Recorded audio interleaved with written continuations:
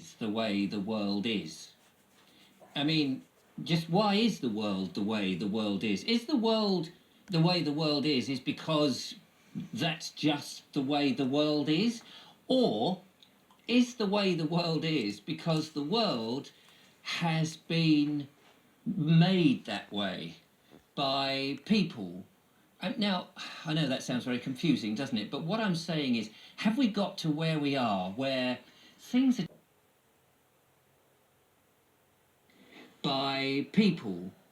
Now, I know that sounds very confusing, doesn't it? But what I'm saying is, have we got to where we are, where things are just very uncomfortable, things are very bad, things seem a bit disturbing. We have wars going on, we have these things being brought down to us from the government, the 15-minute cities, the digital IDs, you know, all of this stuff. We've gone through a pandemic in which we've been given a medical intervention, which now turns out not to have been a very sensible thing, and yet it was pushed like nobody's business upon us, and all this sort of stuff. I mean, is the world where it is because that just happens? Or is there more of a malevolent force behind that? You see, I've been thinking about this.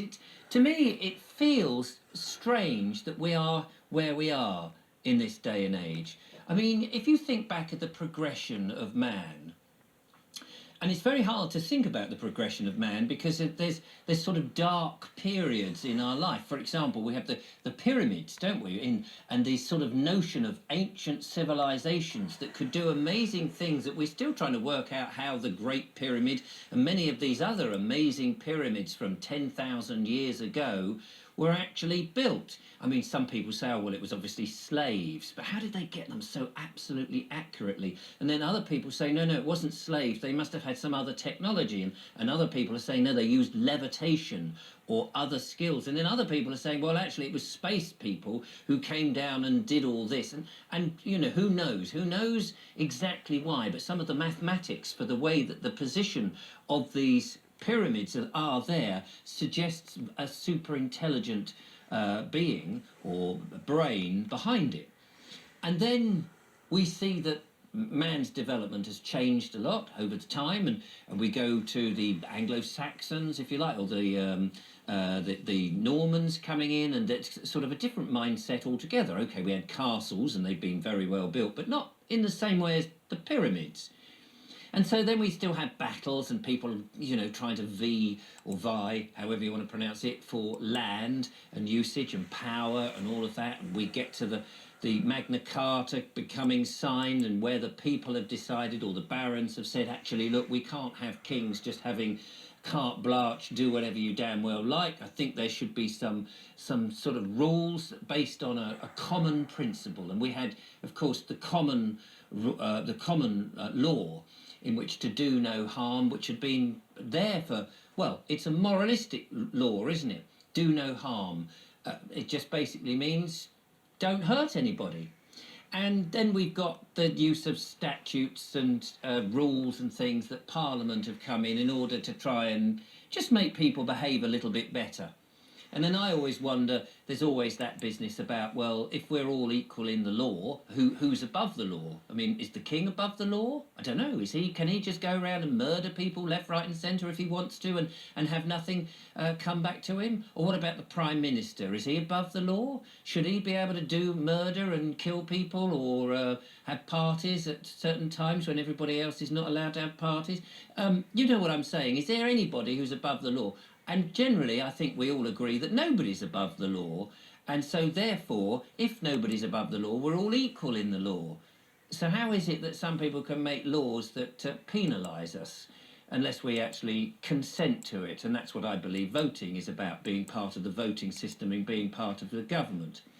But we'll come back to that in a minute, because it seems to me in the last, 150 years, it's almost as if there's been a secret covenant, if you like, or a secret agreement between certain factions of society, maybe families, maybe in these, you often hear these rumours of people with a bloodline that they shush, keep it very secret, you know, like the Masons and things like that, you know, all secret societies and things. Now, I'm not saying there is, but it feels like over the last 100 years that instead of making the world better, there seems to be influences actually that makes the world worse for us. I mean, we're more sophisticated, yes. We're more cultivated, well, in theory, yes. And we're civilized, of course.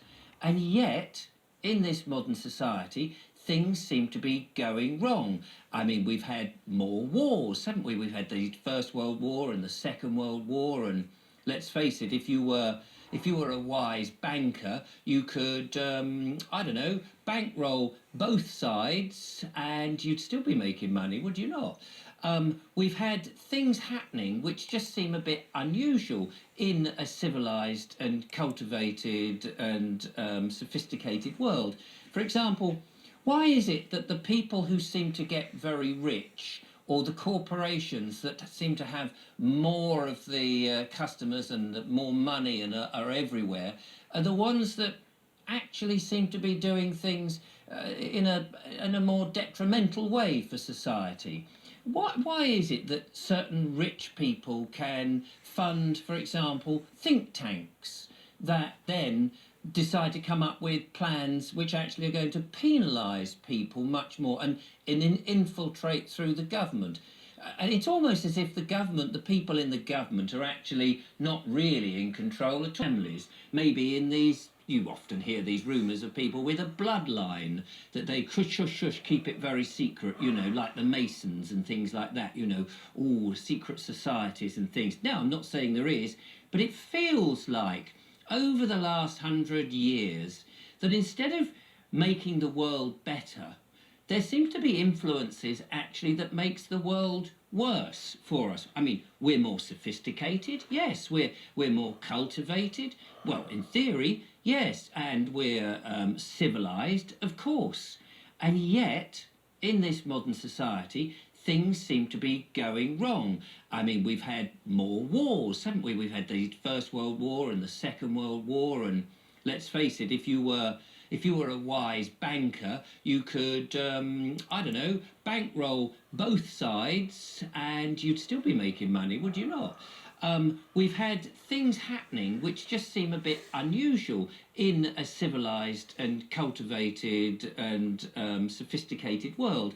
For example, why is it that the people who seem to get very rich, or the corporations that seem to have more of the customers and more money, or the corporations that seem to have more of the customers and more money and are everywhere, are the ones that actually seem to be doing things in a more detrimental way for society? Why is it that certain rich people can fund, for example, think tanks that then decide to come up with plans which actually are going to penalise people much more and infiltrate through the government? And it's almost as if the government, the people in the government, are actually not really in control at all, as if they're just puppets. And maybe there is things against those people. They've been blackmailed, for example, in some extreme circumstances, so that they have to go along with whatever the masters say. I mean, I don't know whether this is true or not, but it certainly feels as if the people in charge, the people with power, the people with a lot of money, are not being very beneficial to the people underneath. And yet, if we're all equal in the law, what gives anybody the right to make it unlawful for us to go about our business and be happy and fun and all the rest of it? And you take the recent pandemic, for example, in which there was a virus. Now, you might say that the virus was potentially leaked on purpose or not on purpose. Who knows? And people are trying to ascertain whether that is true. But it also seems that that there was a medical intervention that has been forced on everybody, and we all know that, and now it seems that it was rather rushed, and there's an element that thinks that perhaps that was done maliciously rather than kindly. The fact that nobody wants to talk about the damage that's as a result of that is very suspect, as we all know. But not only that, but if you go back and look at what these powerful people, the big corporations and the people with lots of money, It seems, why are they putting fluoride, for example, into the water when it's now known, of course, that this is not very useful, it's not good for kids, they might suffer from autism or ADHD or various things like that.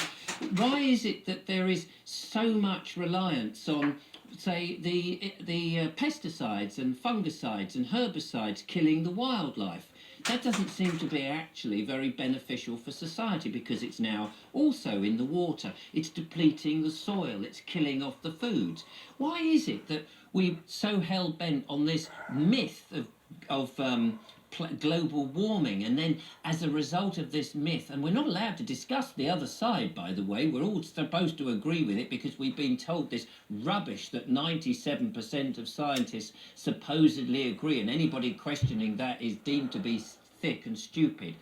It is, to me, as I sit here thinking about these things and worrying about them, is that it's almost as if over the last 100 years this secret covenant, if you like, this agreement between certain factions of society, a very small 1% who seem to be the richest and the wealthiest and the most influential, have influenced us and created a situation that is a lot worse for us, rather than actually they could be making it far better by having a more holistic approach, by promoting, instead of lots of chemicals and pharmaceuticals, which when you get your medicine from the doctor, instead of saying actually you could go on a much healthier diet and you could do this and take these herbal remedies and this sort of stuff, no, to take this, and when you open up the piece of paper in the small print, there's billions and billions of side effects, and very often, if you look right at the bottom, of course, and also potentially death. And you think, why would I take a substance that has potentially death? Now, you might say that's just them covering their backs, of course, just in case you die and you can't sue them. Well, you try suing somebody when you're dead. But I just feel that it's almost as if there has been a mastermind behind this. Now, it just so happens that somebody sent me a link to something called The Secret Covenant.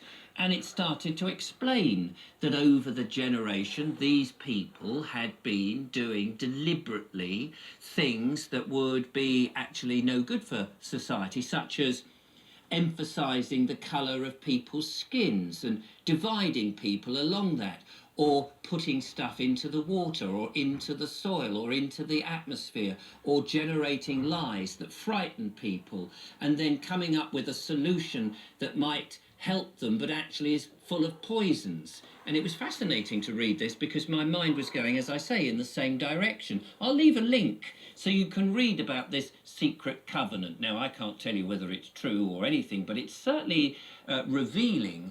But what the thing at the end of that particular list of things they wanted to do was the worry that they could be found out, that this evil mind, this series of families that through a bloodline have generated these terrible ideas to keep us in fear and keep us suggesting that we live in this sort of penal world, which actually is all about debt, about trying to extract money from us, that in that there was a worry that if we, the people, actually came together, changed our mind about being at each other's throats, but joined forces, we would soon see who these people were, and that by our combined joining together and splitting our differences and forgetting our differences and being one, that we could defeat this. And I thought, yes, this does seem like a lot of sense. And part of this journey that I'm clearly on is me thinking about the government. And if they are all puppets and being influenced by people above and suggesting these things that we don't want, well, I don't want to be part of that.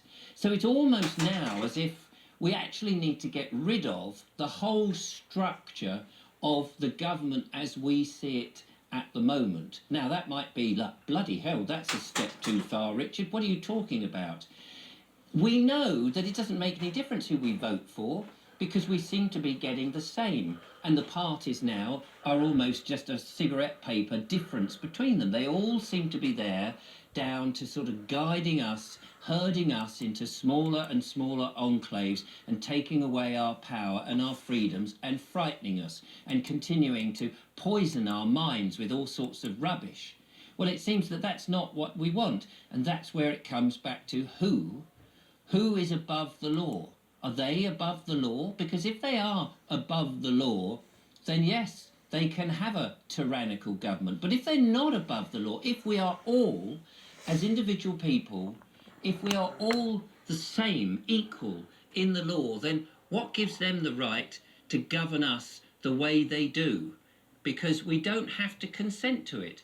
And if we decide that actually this whole government is wrong and it's structured wrong and it needs to come tumbling down, if we make them completely irrelevant and we laugh at them and we grin and jeer and say, do you know what? You no longer represent us and I no longer consent to it, that we actually start to get together and put our own laws on our own ideas and create a new society, and for our own purposes, not only will we make them irrelevant and find out all those people who've been evil to us and we can deal with them, but we can once again, be happy and not send money for wars or reparations and all that nonsense, that we can concentrate on having a holistic and spiritual approach to life where we love one another, we're friendly with one another, and we help one another. And isn't that what mankind is supposed to be about?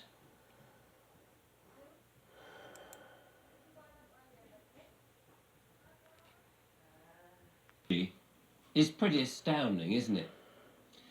Fingerprints, of course, are unique to that individual, or as pretty unique, I imagine, although it strikes me that with the millions and billions of people that there must be very many similarities.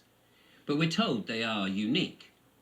And fingerprints, of course, have been found on artifacts dug up by archaeologists from many millennia ago, and must tell those archaeologists something about the originator of those wonderful finds. Because fingerprints have been used in the criminal world in which to detect people who have created or committed a crime.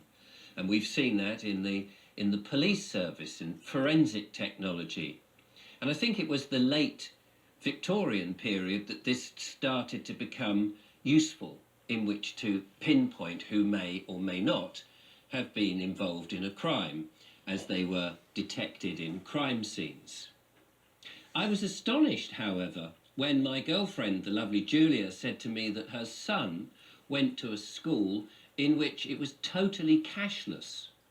And so when he was buying his tuck, as I used to call it when I was at school, or sweets and chocolates and things at break time, or school dinners, he would pay in a cashless way. It meant that no children could be bullied and have their dinner money squandered or taken away from them and things like that, which on the face of it sounds very useful and convenient in many ways. But I assumed that he would be paying this on some plastic card, which I thought would probably be easily stolen or lost, knowing what children are like. But I was astonished to learn that in this cashless school, they can pay for their school dinners and things using a fingerprint. It bowled me over, a fingerprint. And at first I thought, well, that's incredible because that uniquely pinpoints it to you, and you can buy your dinner, so presumably you are given a certain amount of credit and you reduce that credit every time you buy on some sort of pad with your finger. And unless somebody actually chops your finger off, which is pretty unlikely at a school, it would be a fairly safe way to prevent the bullying of money being taken from children. But it got me thinking, because obviously that fingerprint is your part of your unique identity, but it's linked with your credit. And so as you pay for something, your credit is reduced. And that credit, of course, is a digital credit. So your digit is literally turned into a digital credit. It started to make me think about the idea of the central bank digital currency, because somebody else sent me an email in which they had said that there was a mechanism now in which you could pay for things, services and goods, using a palm print. Now, we've seen all this sort of stuff in the science fiction films and thought, oh, it's a bit of a hoot. People opening doors and having access to secret vaults or operating... They take your umbilical cord at birth, you know. Specialist machinery with fingerprints or palm prints and things like that. And all of that seemed far-fetched and futuristic. And it seemed very safe when it was in a science fiction movie. But when it becomes part of our everyday life, it becomes, well, on the one hand, excuse the pun there, on the one hand it becomes very convenient. You don't have to carry bits of plastic around. You've always got your fingers and your palms, well, most of the time, unless you've had an accident or something, burnt the ends of your fingers off, or you've had your arm removed. But most of us would have these at any one time. I suppose one of the upshots is that it makes sure that children wash their hands and keep them clean so that they can get their school dinners. But more worrying for me is that it's linked to a bank account of some description. It means again that the bank is involved in the transaction. So you go to pay for something and the bank will release the funds. But the bank could have a mechanism in which it decides whether to release the funds. You see, when you had money, the old-fashioned money, and you may think that I'm being a bit of a dinosaur here, but the old-fashioned use of money, the notes, were basically a promissory. They promised to pay, and it had the words, I promise to pay. It was the debt. So somebody might cook you a meal, for example, or repair your car, or make you a chair. And then you say, this is for you, and you say, well, okay, thank you very much, that's what I've asked for. How will you compensate me? And you say, oh, well, I tell you what, I could compensate you by, I could build you a wall. I'm very good at that. Or I could plaster your bathroom, or I could put tiles down. Oh, that's very kind. You've mended my car, you come and plaster my bathroom, that would be lovely. But maybe you don't need your bathroom plastered, and that person may not have the skills to do much else. So instead, he said, well, I don't really need that. Okay, I'll give you a promissory note. I promise to pay the debt on a piece of paper. Take that to somebody else, and basically the labour I have done for you, the labour you've done for me will be paid off by somebody else's labour. Because that's all money is, isn't it? It's somebody's time and labour.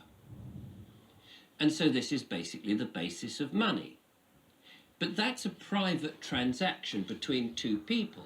The money, you're buying something and you're using the money, your time and labour represented by a piece of paper or the weight of gold and silver, or in these days, you know, nickels and coppers and various things, and you're buying stuff.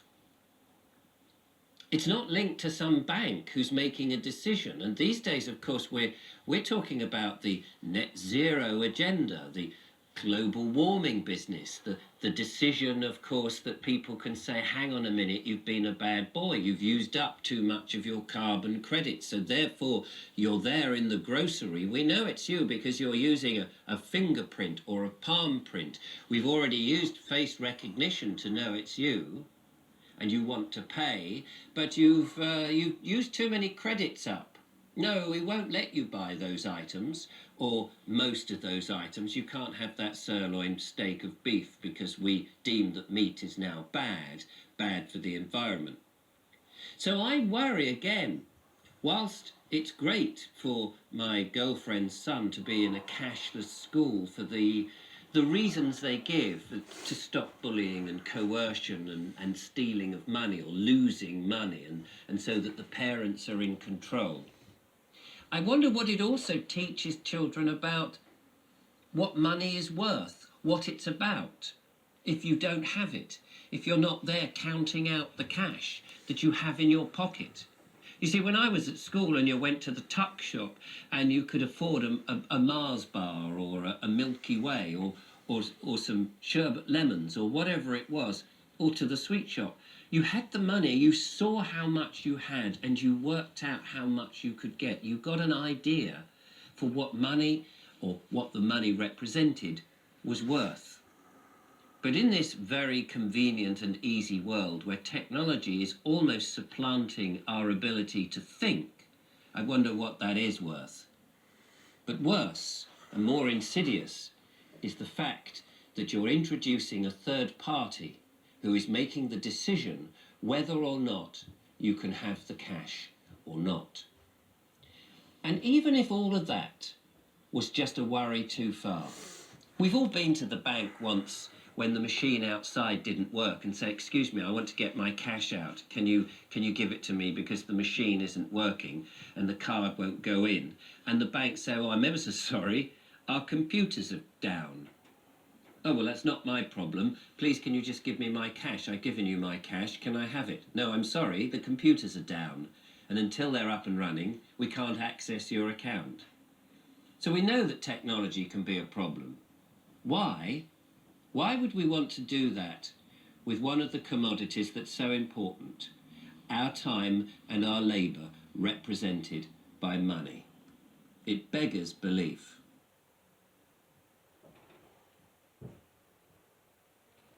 Hey, it's me, your skin. I crave being clear without irritation. CeraVe treats acne. Kieran popped round yesterday. I was minding my own business and there was a knock at the door. Open it. There's Kieran. Hello, Kieran. How are you? Yeah, very well. I was just in the area. No, come in. Have a cup of tea. It was nice to catch up with him, actually. There was a thing was that I wanted to ask him a question because he's into computers and IT and data and all that sort of stuff. That's his speciality.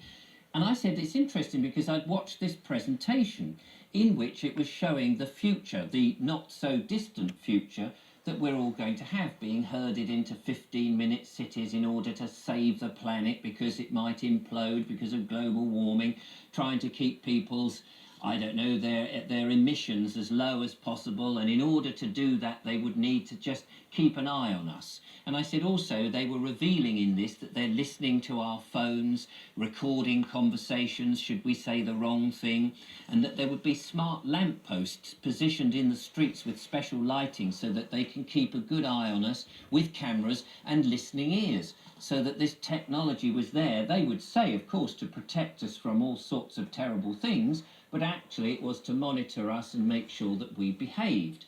And I said, do you think that's possible? Because I read that there was telephones now, the smartphones now can have biometrics in them, that you no longer have to have a number to get past the little security thing, or indeed a little squiggle that some people prefer, but actually it just looks at you and goes, oh, I know who you are, it's safe, you can use the phone. But actually, that's a way of recording your face, the biometrics, and it's being sent somewhere to some HQ so that they know exactly who you are. And I said, do you think that's possible? Are they listening to us in that way? And he thought about it for a moment, and then he said, no, I don't think so. I don't think they could do that because where are they going to store the data? Imagine, there's about 6 to 7 million people in this country, and if they're recording 24/7 and everything, that people are walking down all these streets, everybody, and making sure that everybody is saying the right thing, they've got to store the data somewhere for 365 days of a year. Where are they going to do it? It would be a massive amount of data. I don't think they could. So I felt much reassured by this. So anyway, we had our conversation and off he went. But afterwards I thought, yes, but what if we have a system in which they convince us to have a digital ID, which would be just in computer language, a series of ones and noughts, you know, binary language.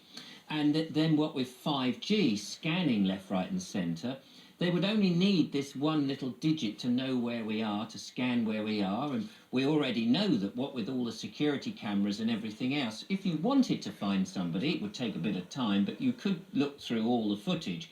But with AI being very clever now, it could do a lot of scanning, and presumably all the stuff it doesn't need, it could actually delete. So it only keeps, in terms of data storage, those bits where people have said something that was perhaps a bit dodgy. or that they are aware of somebody who's used their car too many times, or you've eaten too many meat pies. And so it would attach with a central bank digital currency to some sort of social credit, so that then when you wanted to get and fill your car up with petrol or go a certain distance, it says, no, I'm sorry, you can't pay for that because we are going to restrict your payments. So anyway, I thought about that, but even if they couldn't control us, you could imagine in that way, if it wasn't physically possible, you can imagine that people would believe that it was possible because they will tell you that's possible. Perhaps they'll come out with a film.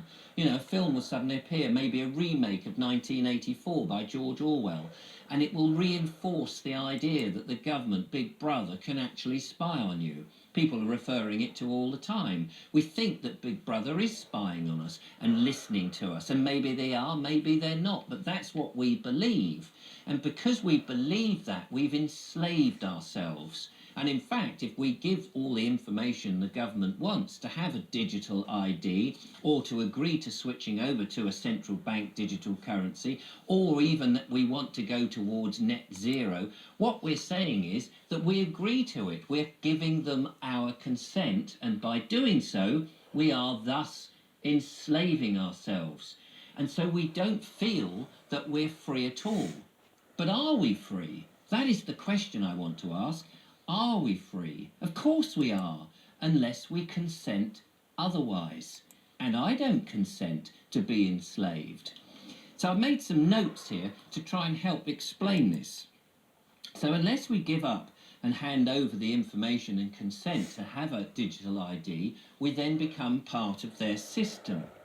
So what happens if you then, you don't comply with it? Well, they'll try and enforce you to do that by sending you bills. You made an infringement. You know what it's like when you park your car somewhere and you're a few minutes late, and you go, oh, blimey, I'm a few minutes late, and they've already slapped a ticket on you. Well, what harm has actually taken place? Have you harmed anybody? No, not really. What about when the council tax comes running on your door? It falls on your door, and by the 1st of April, April Fool's Day as it were, it says you've got to pay us this amount of money. And you think to yourself, well, why? Because, ultimately, the council tax is just actually, the council, it's just a tax, isn't it? If the council are asking you to pay, they're just a corporation. They are a corporation, a private corporation, and they're just demanding money, willy-nilly.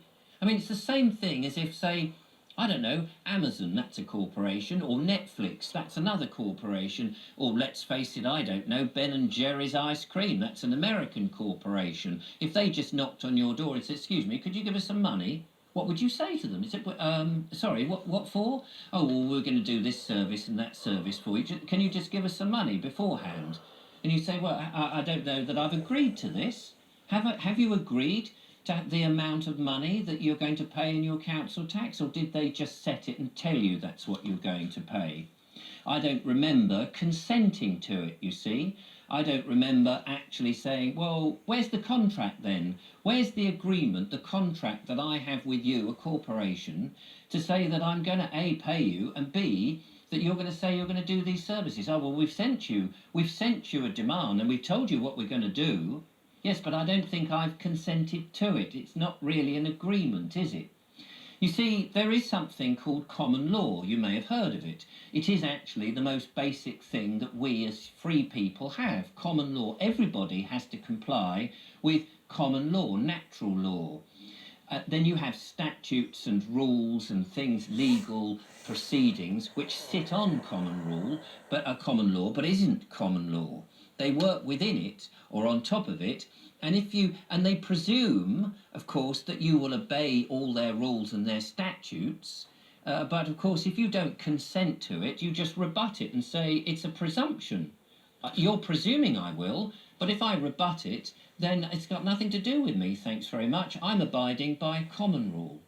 Now, when I said about this contract from the council tax, for example, and they say, well, we've got the demand, we demand the money, you've got a legal right to do it, and you say, well, hang on a second, I don't mind paying it at all, but where's the contract? Where did I sign with wet ink? Where did I sign? Where's the agreement?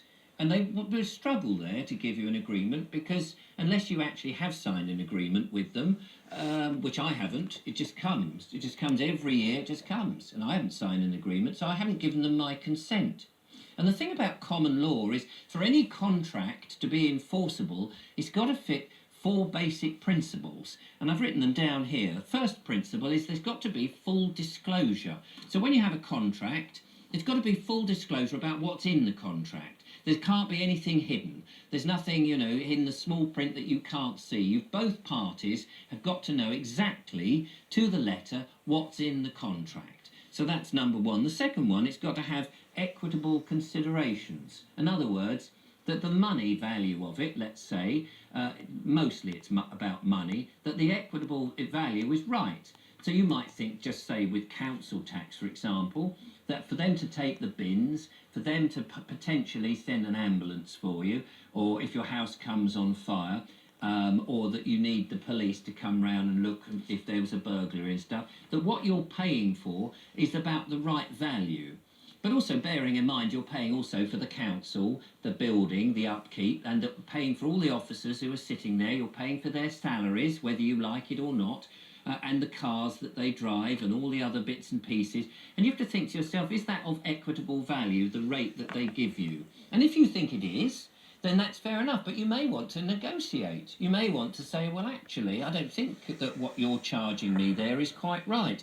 I don't really agree to some of the things that you're doing in that. So I don't really want half those services. I don't want to pay that massive, great big wage, that salary that the head honcho there is getting, or he's getting. And I don't really want to be paying that much for the police, because if I ring the police and I've been burgled, will they turn up? I don't know. I'm not really trusting any of